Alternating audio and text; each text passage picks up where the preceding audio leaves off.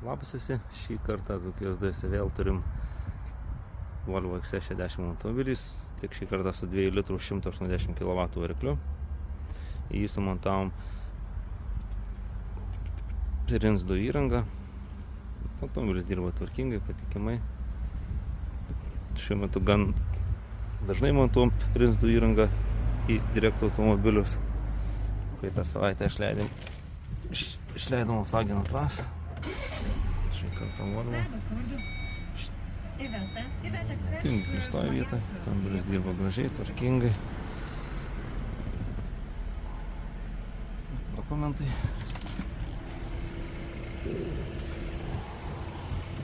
Dujų balioną įsimontuojam vietą atsarginio rato. Įtelpa 40 litrų dujų balionas. Dujų balionas nėra didelis, bet ten vieta pasvirus, tai kad išlyginti, nes dujų balionas lygiai turi stovėti, tai kad išlyginti, tai pasikelia truputį užpildymas.